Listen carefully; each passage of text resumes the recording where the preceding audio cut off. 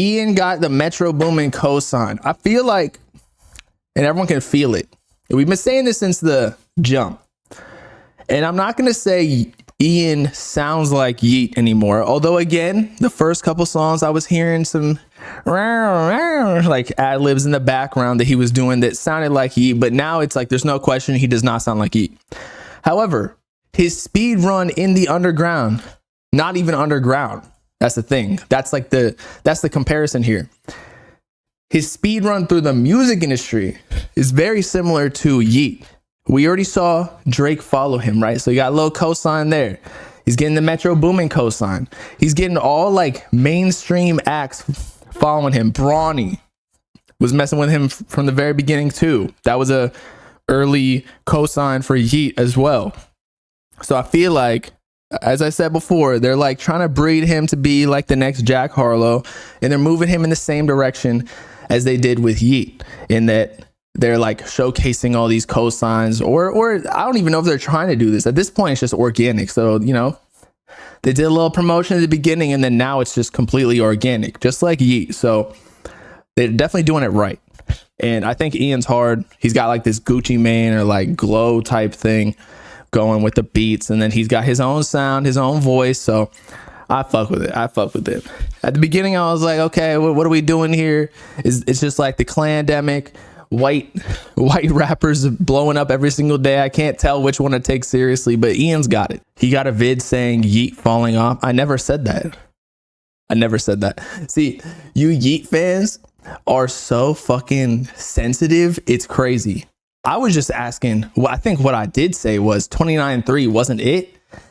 And what happened? He went back to the old sound, and now he's dropping tonight. Although I don't know if I fuck with the Don Toliver feature, because I feel like he's on every single just song. It's similar to how Destroy Lonely got Quavo, or actually Quavo got him on a feature. So now Destroy Lonely's low key his big bro.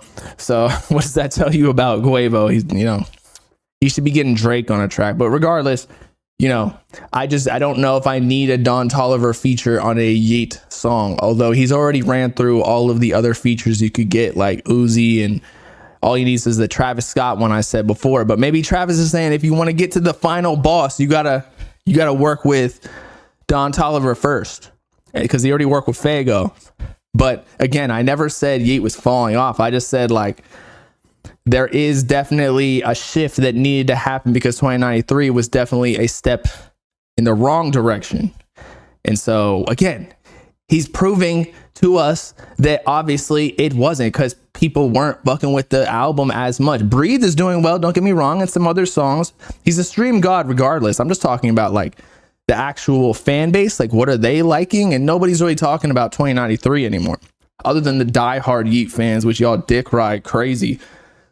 But he's dropping old music, or old sounding music, for a reason. So I don't want to hear it. And by the way, whoever said like, why do I hate Summers? I don't hate Summers. Again, like this is what I'm talking about with the sensitive shit. Like when I say I did call out the fact that the state of Summers' career is a little bit iffy. I don't think he'll go mainstream, but that doesn't necessarily mean I hate Summers or I don't like him at all. Like I listen to rappers. We listen to rappers in the underground. It really doesn't matter like what their size is, the quality of the music. I'm just talking about like, will the mainstream fuck with him? Because that's my job here. We're talking about like who's popping, who's not, who's gonna make it, who's not.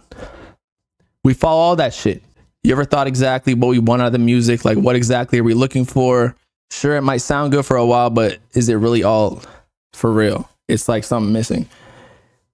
I mean, I think that's what happened after Yeat blew up, and then there was nobody to take his place, because we were following his career. Like he was kind of putting on for this newest generation, or like the underground niche or whatever.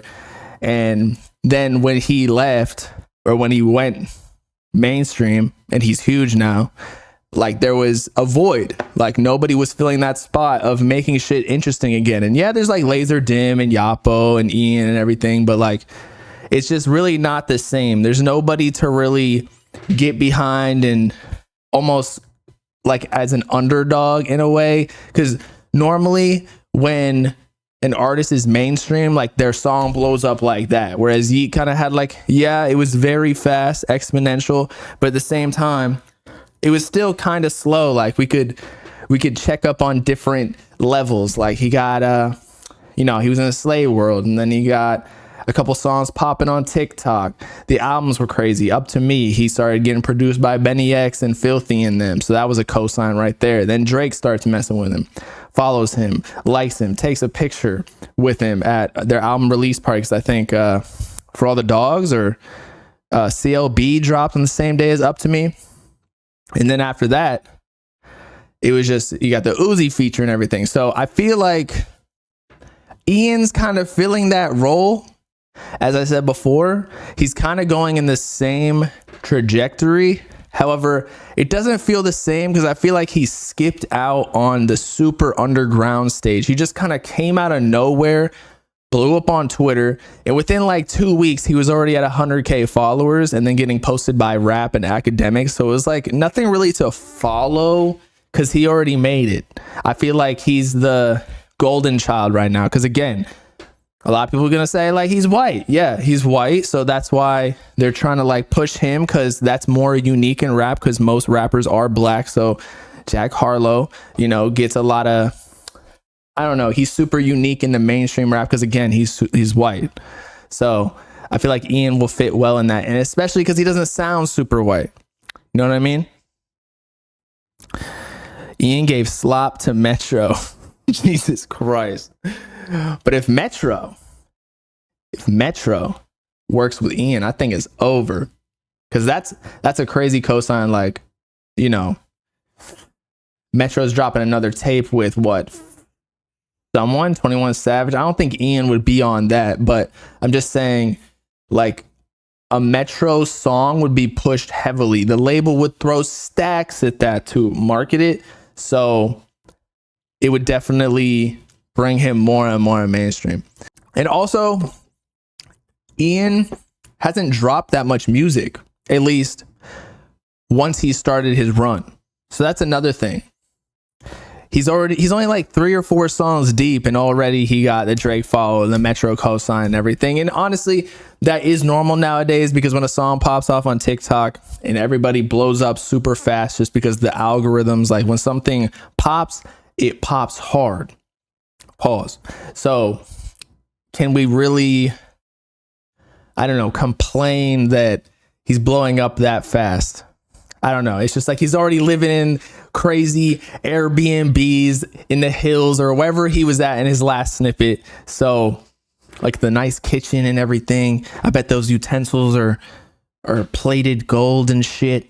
So it's just hard to really like get behind it in a way, although he's hard. So I'll say that Ian's music is really good, but it almost seems like just too fast. I'm showing Metro commenting and just calling it a cosign.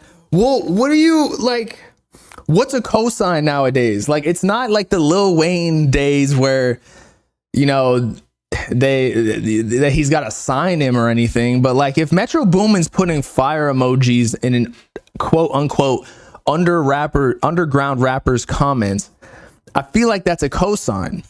Like, what else do you want him to do? Like, he's a producer. You like put him on his story and like put his arm around him. Like, this is my guy. This is my guy.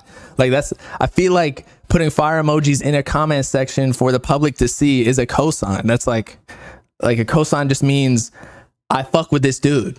Like, he's cool. His music is good. That fire emojis, fire. He's fire. Right? Who do you think Ian's first big collab will be? That's a good question.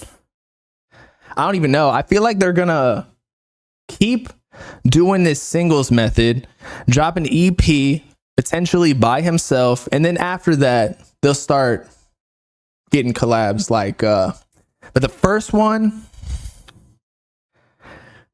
I don't know. They just do it so big because it's gone so fast. So the sky is the limit. Like, I'm not going to say he's going to get a Drake feature like right out the go, but I could see it happening eventually. It's just because, again, I believe that he's affiliated with 4Bats management, and 4Bats is signed to Drake. And then he has I think Kanye feature dropping soon, maybe tonight, maybe not. But with those two connections right there in the group already, like it's not completely out of the ballpark. Although Drake's doing his thing right now, he's probably going to keep it solo because he's beefing with Kendrick Lamar. He's got a diss track to worry about. But still, I could see somebody big. Watch Jack Harlow get on it. That'd be big. The ladies would love that too. Girls love Jack Harlow. They want to be in his pants like yesterday. He getting a Mabu feature? Please no. Please no. Oh my God. I might shoot myself. I might jump out of my fucking balcony right now if he gets the Lil Mabu feature. I do not want that at all. No, please no. I feel like that would ruin his cred right now. Cause Ian, like, yeah, he's known as being white, but like, you know, the urban community, let's say, because somebody's gonna clip this and be like, "Oh, Bob's racist." Nah, the Uber community, urban is going to. They still fuck with him, but if he gets Lil Mabu, like, I'm sorry, nobody's gonna fuck with him. Nobody. Mabu, how do you want me to say it? Mabu, he'll be labeled as corny his whole career if he gets Mabu, whatever you want to fucking call him. Yes, mayonnaise ass fucking Mayo boo. And Netspend, nah.